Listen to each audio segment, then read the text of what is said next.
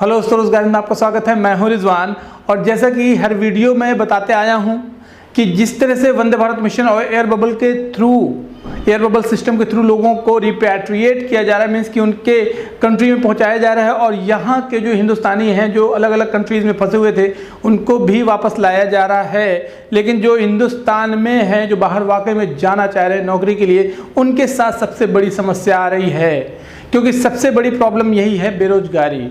और बेरोजगारी की समस्या को दूर करने के लिए सबसे बड़ा इलाज है कि आपको इंटरनेशनल फ्लाइट चालू करनी पड़ेंगी, जो कि हरदीप सिंह पुरी जो सिविल एविएशन मिनिस्टर है, हर बार ये अनाउंसमेंट आता है कि इंटरनेशनल फ्लाइट इंडिया की एक्सटेंड कर दी गई, बैन जो है एक्सटेंड कर दिया गया है। 31 मार्च तक का बैन आपको पता होगा कि एक्सटेंड ऑलरेडी कर दिया गया था और फिर से ये अनाउंसमेंट आ गया। अभी 31 मार्च आया नहीं है, लेकिन गाका की तरफ से, general aviation of civil authority की तरफ से ये मेल आ गई है, कंफर्मेशन आ गई है कि अब जो फ्लाइट एक्सटेंड की जा रही हैं वो 30 अप्रैल तक के लिए, मीन्स कि इंटरनेशनल बैन जो है वो 30 अप्रैल तक रहेगा। इंटरनेशनल फ्लाइट्स जो है 30 अप्रैल तक अभी फिलहाल नॉर्मल नहीं चालू होंगी। वंदे भारत मिशन के थ्रू जो लोगों को फैसिलिटेट किया जा रहा है वो कौन लोग हैं आप भी जानते हैं। अलग अलग कंट्रीज़ में जो फंसे हुए लोग हैं हिंदुस्तान को, उनको वापस लाया जा रहा है और जो हिंदुस्तान में अलग कंट्री के लोग हैं उनको उनकी कंट्री में भेजा जा चुका है। लेकिन अब मैं आपको बता दूं कि civil aviation minister Hardeep Singh Puri ने ट्वीट करके ये जानकारी दी है कि उन्होंने मई से लेकर अब तक ये 10वां वंदे भारत मिशन का 10वां फेज़ है और इस फेज़ तक 67 लाख लोगों को फैसिलिटेट किया जा चुका है, 67.9 लाख लोगों को। अब यहाँ पे सवाल उठता है कि जितने लोगों को फैसिलिटेट किया जा रहा है ये वो लोग हैं जो अपनी कंट्री में फंसे हैं, अपनी फैमिली से नहीं मिल पा रहे हैं या किसी भी तरीके से उनके साथ में प्रॉब्लम हो गई, स्टक हो गए, तो उनको उनकी कंट्री में या इंडिया में वापस लाया जा रहा है। लेकिन इससे भी बड़ी समस्या जो है जो बेरोजगारी, जैसा कि आपको पता है कि हिंदुस्तान में जितने भी लोग फंसे हुए हैं वो सबसे ज़्यादा बेरोजगारी की मार से परेशान हैं। आज आपके सामने एक सबसे बड़ी समस्या ये है कि इंटरनेशनल फ्लाइट चालू नहीं है और अगर इंटरनेशनल फ्लाइट चालू भी कर दी जाए तो जो मेन कंट्री है सऊदी और कुवैत की, तो इन लोगों के तरफ से भी परमिशन होनी चाहिए कि ये कंट्री जो है इंडिया से इंटरनेशनल फ्लाइट एक्सेप्ट करेंगी, तब जाके इंडिया के लोग जो है वहाँ पहुँच पाएंगे। और सवाल यही खड़ा होता है कि इंटरनेशनल फ्लाइट बढ़ा दी जा रही हैं, बैन जो बढ़ा दिया जा रहा है और एयर बबल एग्रीमेंट जो हमारी 27 कंट्री के साथ ऑलरेडी हो चुका है जिसमें कुवैत भी है, लेकिन उसके बाद भी लोगों का आना जाना मुश्किल हो रहा है क्योंकि एम्प्लॉयमेंट वीज़ा नहीं इशू हो पा रहा है, चाहे वो सऊदी की बात करें हम, चाहे कुवैत की बात करें। अब इसी में हरदीप सिंह पुरी ने जो बताई है 67.9 लाख लोगों को फैसिलिटेट किया गया है, लेकिन इनमें से कितने लोग नौकरी के लिए जा पाए हैं ये सवाल खड़ा होता है कि हिंदुस्तान में जब से बैन हुआ है मई से लेके अब तक 10 फेज चालू हो चुके हैं, वंदे भारत मिशन भी चालू हो चुका है और उस पर भी बहुत सारे लोग आना जाना कर रहे हैं, एयर बबल के थ्रू भी आना जाना कर रहे हैं। लेकिन रोजगार के लिए एक भी एम्प्लॉयमेंट वीज़ा शायद आपको बहुत कम कंट्रीज़ का, जैसे कतर का है, कतर का शायद एम्प्लॉयमेंट वीज़ा मिल रहा होगा आपको, उसमें भी जाके QVC में लोग 3-3 दिन लाइन पे लगे हैं तब जाके उनका नंबर आ रहा है। और QVC सेंटर में आप जाके देखिए भीड़, लोग रात के वहीं पे सोते हैं, वहीं पे पड़े रहते हैं और उसके बाद भी उनका नंबर नहीं आता। वो भी जब आप लॉन्च सर्विसेज में आपकी अपॉइंटमेंट लेने की कोशिश करेंगे, मतलब क्या आपका 2500 रुपये समथिंग आपको एक्स्ट्रा वहाँ पे देने के बाद भी आपको अपॉइंटमेंट नहीं मिल पा रहा है। इस तरह की प्रॉब्लम का सामना करना पड़ रहा है जो लोग एम्प्लॉयमेंट वीज़ा में जा रहे हैं। अब यहीं पे हम बात करते हैं सऊदी अरब में। सऊदी अरब में जो नए नए कानून आ रहे हैं उनमें बहुत ही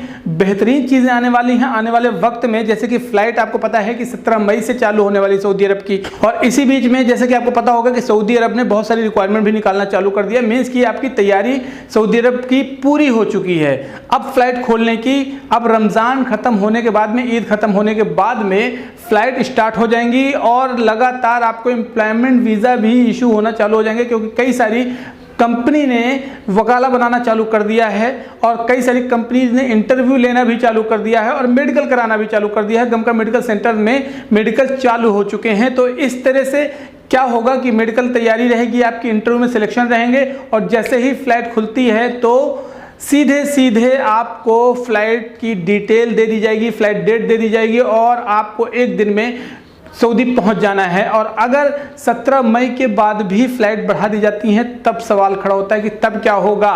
तब सऊदी अरब की जो कंपनीज हैं, जो एम्प्लॉयर्स हैं, उनके पास ऑप्शन हो सकता है कि वो जिन कंट्रीज़ में सऊदी अरब में जाने की परमिशन है, जिन कंट्रीज़ के द्वारा, वहाँ से हो सकता है वो अपने एम्प्लॉयज़ को जिनका सिलेक्शन किया है वहाँ से बुलाएं, क्योंकि अब एक साल लगभग ऑलमोस्ट ख़त्म हो चुका है ये बैन का, जो लॉकडाउन का। और इस तरह से वहाँ की इकोनॉमी डाउन हो रही है, वहाँ का जो बिजनेस है वो भी डाउन हो रहा है, वहाँ के जो एम्प्लॉयर हैं उनके पास एम्प्लॉयज़ की बहुत ज़्यादा कमी हो रही है, क्योंकि सऊदी अरब ने कुछ टाइम तक तो इसलिए भी बैन लगा रखा था कि जो वहाँ के अनएम्प्लॉयमेंट रेशियो है वहाँ का, जो वहाँ के बेरोजगार लोग हैं, पहले उनको सेट कर दिया जाए। उसके बाद जो सिविल कैटेगरी आती है, जो लेबर कैटेगरी आती है, उनके लिए बाहर से जो वीज़ा इशू किया जाएगा।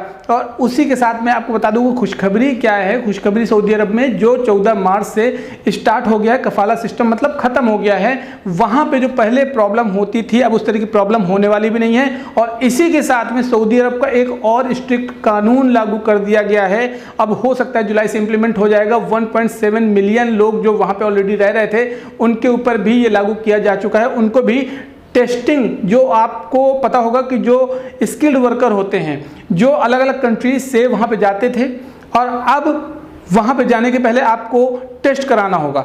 जैसे कि पहले आपको यहाँ पे देखा होगा कि आपने ABC या आयशा जैसे टेस्ट सेंटर हैं जिनको एक्सेप्ट किया जाता था, जिनका टेस्ट वैल्यू रखता था वहाँ पे, कि यहाँ से अगर टेस्ट करा के जाते हैं तो वहाँ पे आपको प्रॉब्लम नहीं होगी, या काम आपका जो कर रहे हैं उस काम में आप परफेक्ट होंगे। अब लेकिन सऊदी अरब ने क्या कानून निकाल दिया है कि वहाँ पे जाने के पहले आपको टेस्ट तो कराना ही होगा, और आपको वहाँ जाने के बाद भी international training and testing centre खोले जा रहे हैं। उन टेस्टिंग सेंटर्स में जाके आपको स्पेशली टेस्ट देना होगा। अब ये मैं स्किल्ड वर्कर की बात कर रहा हूँ, जैसे कि यहाँ पे मैसन, प्लम्बर या कारपेंटर और या वेल्डर, इस तरह के बहुत सारी कैटेगरीज हैं जो स्किल्ड लेबर हैं, स्किल्ड कैटेगरीज हैं। उन लोगों को टेस्ट देना पड़ेगा, और टेस्ट में 3 चांस दिए जाएंगे आपको, और 3 चांस में अगर आप फेल हो जाते हैं तो आपको वापस आपकी कंट्री वापस कर दिया जाएगा, डिपोर्ट कर दिया जाएगा मतलब। लेकिन बड़ी बात यह है कि एक टेस्ट में अगर फेल होते हैं तो दोबारा भी टेस्ट का टाइम दिया जाएगा, तिबारा भी आपको मौका दिया जाएगा। लेकिन 3 टेस्ट फेल हो जाते हैं तो जाके आपको कहीं डिपोर्ट किया जाएगा, मतलब कि जो काम उन लोगों ने आपको दिया है उस काम में आप फिट नहीं हैं। और अगर फिट नहीं है तो जाहिर सी बात है जो कंप्लेन है आपकी कि आपको काम आता है, वो कंप्लेन आप किसी से नहीं कर सकते, ना ही कंपनी में कोई ब्लेम कर सकते हैं। इस तरह से आपको वापस भी कर दिया जाएगा। और यहाँ से फ़ायदा क्या होगा कि यहाँ पे जो लोग एजेंट लोग हैं बिना टेस्ट के वीज़ा लगा के भेज देते हैं लोगों को, काम बता के कि आपको वहाँ पे बहुत अच्छा काम मिलेगा। उन एजेंट्स के लिए भी ये प्रॉब्लम है कि अगर यहाँ से बिना टेस्ट के भेज देते हैं तो वहाँ जाके लड़कियों को डिपोर्ट कर दिया जाएगा।